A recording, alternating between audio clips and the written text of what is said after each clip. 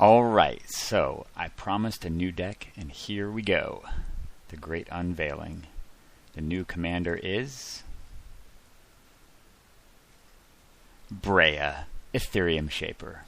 Honestly, I wouldn't be too surprised if some of you guys guessed that this might be the general I've been playing, either from watching games online or just hearing about them, or just guessing, based on the fact that this is probably one of the strongest generals that's been released in quite a while.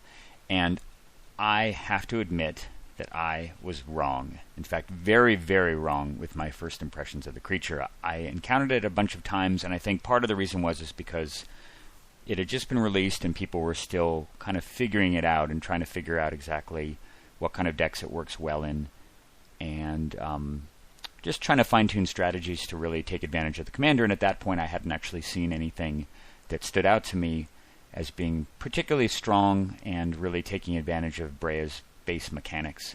And other than enabling 4 colors, which several other generals do almost equally well, it didn't really strike me as that good. But that is all in the past, and like I said, I'm more than willing to admit I was wrong, and that Brea is incredibly powerful. This creature is just ridiculous. It still seems somewhat innocuous, but when you play with it and you realize how much board presence the 4-mana 4/4 gives you along with the 2 flyers, just in that alone, for both single player and multiplayer, it's 6 points of damage.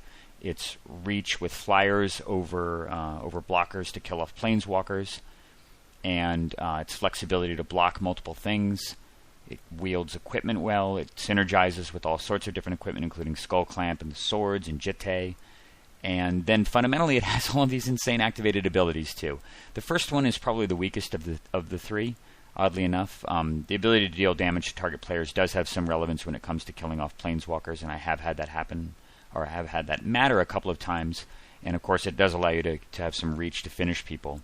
And I know that people play with some combos that allow you to use that first ability to just kill everybody at the table. I think the most common example is the Nim Deathmantle, along with Cart Clan Ironworks, which basically allows you to play Brea with the equipment attached to her, sacrifice the 2 Thopters and Brea herself to get 6 mana, and then you replay. For 4 mana, you get her back with the Nim Deathmantle, and you net 2 mana every turn, as well as dealing upwards, well, I guess 4.5 damage every cycle, and very rapidly you can just combo out and kill the table. But that is less relevant in multiplayer, mainly because Nim Deathmantle and Cart Clan Ironworks are both kind of weak on their own. But certainly they both have a place if you plan on playing Brea in multiplayer. And I think that if I were to tune the deck to play multiplayer, I might include that combo, and certainly there's some other ones that work really well with it too. But that aside, I think by far the best ability on the card is the second ability, the -4/-4, which is just, it's absolutely insane. It allows Brea to dominate the table all by herself and effectively lock out your opponent's commanders,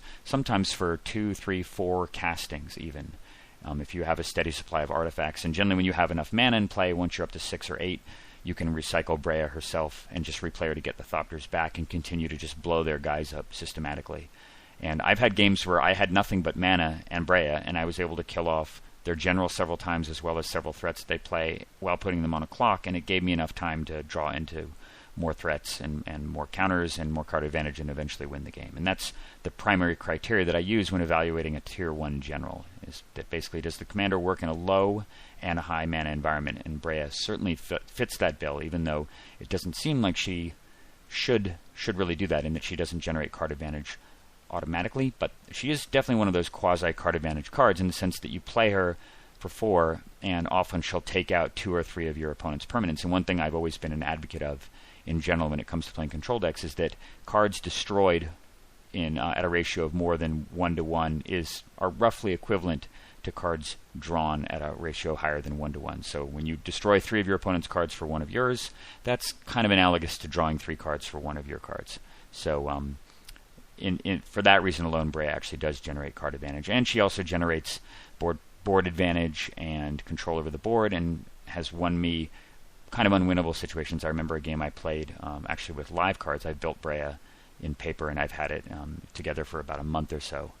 And I was playing a multiplayer game when a guy cast the blue-black green general whose name eludes me at the moment, but it's the 3/3 that basically says whenever your opponents would draw a card, beyond the first card in a turn, they draw no cards instead. And he played that and then cast Windfall when I think I had 5 cards in my hand and he had none. So everybody got mind twisted, and on the next turn he played a Consecrated Sphinx, and I had nothing in play but Brea. But I was able to kill the Consecrated Sphinx with Brea's ability, kill off the 3/3, and eventually scrape out a long, scrappy victory on the back of the general, which would have been very, very tough to do with any general, except that. I mean, when your opponent plays Consecrated Sphinx and you have no hand, and you're playing a multiplayer game because the guy with the Sphinx just mind-twisted everyone at the table, it's usually GG pretty quickly. But Brea was able to seal the victory despite that, which is really astonishing. So, without further ado, I will get to the first game, and it is appropriately a mirror match against a guy named Snacks, also playing Brea, although his deck seems to be markedly different from mine. And the tone of this deck, I've completely eschewed playing any type of actual dedicated combos in my Brea deck. This is a deck I've actually been building in concert with Nate Prodzik, and I'm sure many of you are familiar with him and his YouTube channel, but he's been a playtest partner and a friend of mine for a very, very long time. Actually, his and my friendship go back almost 20 years, and he's sort of been my partner in crime, so to speak, when it comes to developing some EDH decks. We co-built Oloro together. The Edric deck was built in tandem with Nate, and Brea is our latest creation. In fact, we kind of both entered the format at the same time and do a lot of communication and innovating. So the deck that I'm playing right here is as much Nate's creation as my own. I think our decks are different by only a couple of cards. I'd guess at this point maybe 4 or 5. I think when I was playing back, this game was played 5 days ago. So our decks were a little bit more divergent at that point, but they've actually coalesced to the point where I think we're only about 3 or 4 cards different now. Just a few pet cards. My deck's a little faster. I'm running both the Moxes, both Opal and Mox Diamond, and Nate has his pet card or his pet combo Land Tax Scroll Rack in his deck. I think I have Land Tax in my deck now, but not the Scroll Rack, because I'm not convinced it belongs yet. Anyway, I babbled along plenty of time about the contents of the deck. I should probably get to the game. As before, if you want the deck list, you're more than welcome to email me. Include a comment in the YouTube description, and I'll be happy to send on an email that contains the current list. So let's get to the game. I am going, I believe, second against Mr. Snacks, and I have an unkeepable hand, of course, so I'm going to be throwing this one away. So he keeps 7, and I get this hand, which is decent enough. It's not ideal, but it does have 3 mana and a Fabricate as well as Merchant Scroll. And Fabricate gets me the Soul Ring or Mana Crypt, which will likely deploy to Fairy. It's just a matter of how fast his start is and what kind of a version of Brea he's playing. If he's playing combo or if he's playing more dedicated control, which is what I'm using. All right, Scry 1. I think I will keep that on top, given that I want the 4 land to take advantage of Teferi. Snacks plays Battlefield Forge. That is a land I'm not currently using, as there's probably not enough justification to run both red and white dual lands in the deck, because those are the weakest colors for sure among Brea's 4. Alright, he's done. Alright, draw the Volcanic Island. I'm just going to play the tap Steam Vents. It's so weird how my general just pops up there. And at end of turn he casts Enlightened Tutor. So of course he's going to go get one of the 2 best artifacts in the format. Let's see what happens. And sure enough, the Crypt. Obligatory tutor card. Swamp. That's another card I'm not using. Crypt. I'm certainly using that. Signet. Alright, he's got a Signet out, and this is another card I'm not using. We decided that running the 2 talismans, the blue-white and black-blue talismans, belong because they're just better than the Signets. You don't really have that much of a purpose for getting the splash colors, and the fact that the Signets make mana is really important because it allows you to play all those 1-mana spells. When you ramp into them, the deck has a lot of 1-mana spells, including Ponder, Preordain, Brainstorm, Sensei's Divining Top, Tithe, Land Tax, Vampiric Tutor, Mystical Tutor, Imperial Seal. It goes on and on and on. There's Vandalblast. There's just tons of 1-mana spells, although I guess I don't have a talisman that can cast Vandalblast. But regardless, it's really, really important often to chain into a talisman and then cast another spell, and the Signets can't do that, which I think puts them in a much slower class. It's not that they're bad, and I certainly run them in some decks, like I run several of them in Zur, and of course, and then the Pain Artist runs the blue-red one. But by and large, I'm not that big of a fan of Signets in all decks, and I don't think that they belong in this version of Brea. Alright, Well, he's way, way ahead of me in mana, and he gets even further ahead by playing an Alloy Mirror, which is obviously a very garbagey card unless you draw Mana Crypt, in which case it's pretty solid. But still totally worse than Coalition Relic and Lantern and the indestructible 3-mana thing, whatever, Darksteel Heart, or whatever that thing is called.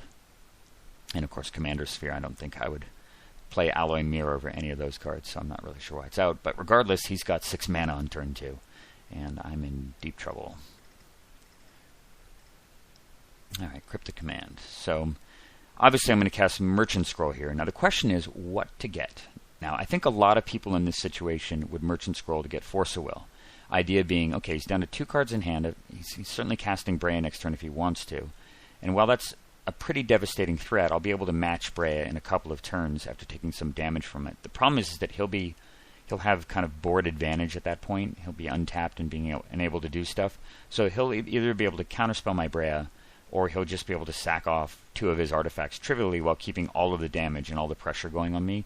And I won't be able to replay Brea for a long time. So I don't really see that I'm going to be playing Brea anytime in the near future. So that kind of rules out the idea of playing for that route. And I think, in my opinion, just getting the Merchant Scroll into Force of Will is kind of a weak, super weak defensive play. Also, my hand's really strong, and I don't really want to throw away any of these cards. So I kind of need to let Brea resolve and expect that that's going to happen. And so the solution, of course, if your opponent plays Brea and has all these other artifacts in play, is, well, get a card that deals with all the artifacts. And of course, that's the best red card in all of EDH, Vandalblast. So I'm going to try to sculpt together a long-term Vandalblast play and hopefully reach a position where I'm not under too much pressure where I can protect it. And even if I can't protect it, I should be able to force it through and just blow him out with it by casting it when he doesn't expect it. So that's what I'm going to do. I'm going to Merchant Scroll and get that card, Mystical Tutor, and hope that he doesn't catch on to what I might be up to. So we go back to his turn. His damage is irrelevant, of course. Yep, and as expected, down comes Mighty Brea. And a Mythic Monastery. Okay, so he only has 2 cards in hand. This actually gets me a little bit happy in the sense that I kind of feel that my chances of resolving the Vandalblast in a couple turns are higher, given that he only has 2 cards left in his hand. And he hits me for 2 with his Grey Ogre. Alright, Island. So now I'm going to Fabricate. This is the second piece of the puzzle. And of course I have to get Mana Crypt. But I'm not going to play it because I really, really don't want this to be countered. I want to be able to play the Mana Crypt next turn with another land in play and protect the Mana Crypt with Cryptic Command if need be, because I need the mana to do my whole thing. Alright, flips again. Inventor's Fair. This is a pretty strong card, but I kind of found like the deck is so colored mana hungry anyway, you can't really afford to play colorless lands, certainly not this one. And the first ability is moderately powerful. It starts to become really good if you've got Inventor's Fair out along with Crucible of Worlds, and you're able to kind of fetch an artifact every single turn, although that's very, very slow. And while it may have a place in multiplayer, which tends to be a little bit more grindy and incremental, I don't think it's that strong in 1v1, so I'm not including the Inventor's Fair in the current build. Alright, I get smashed for a boatload, 8 damage, and then he plays Mimic Vat, another artifact, and for some reason even taps his Azorius Signet to do it. So this is the go-ahead. 1 card in hand, it is time to pull the proverbial trigger. And the fact that I've completely obfuscated this play is very, very beneficial. He's seen me tutor for both of these pieces, but he probably hasn't figured out exactly what I intend to do, especially given that he just played another artifact. So during upkeep, I'm going to Mystical Tutor. There's the blast. You can see I'll do a quick gander at the deck list. Obviously a lot of the usual suspects, but there's some standouts in here. I'm going to do a deck tech of Brea next, I think, just because it's more new and people aren't as familiar with it, so I'll be talking about some of the choices. And the deck, as I said before, is a little bit different from the layout here. For example, it's not running Notion Thief anymore, and I don't have Cephalid Coliseum as a result of that. Okay. Play an island, play the Crypt, and cast Blow You Out. And hope that that one card in his hand is not something like a negate, because if it is, it's going to be a long, long uphill battle to claw my way out of this situation. And I see him starting to tap mana, and as soon as he sacks 2 things, I know it's going off. And then he throws Brea in the graveyard, which could not have been... I mean, I suspect that maybe he was thinking if he sacks the Brea, he can imprint it on the Mimic Vat. But then maybe he realized, oh, wait a minute, the Mimic Vat is going to die too. So that doesn't work either. Crunch. Look at that. Man, that was so brutal. 5 for 1. And now he's reduced to just 4 land, and even the Inventor's Fair shuts off. He only has 1 blue mana, 1 red. Yeah. That card is so good. Vandalblast, Peerless, pretty much. And one of the primary reasons, actually, why Brea is so much better than a general like Oloro, because you get access to a couple key red cards. And Vandalblast is one of those cards that whenever we played the Oloro deck, we were always lamenting the fact that we did not have an effect like that. You can play with Cyclonic Rift, you can play with cards that kill like Dust to Dust that kill 2 artifacts, but there's nothing that has the absolute backbreaking power of Vandalblast against a board full of artifacts. And of course it scales to crush everyone's artifacts in a multiplayer game, which is just beyond measure. Alright, he plays a Hallowed Fountain, and that's his 2nd blue mana, which allows him to play...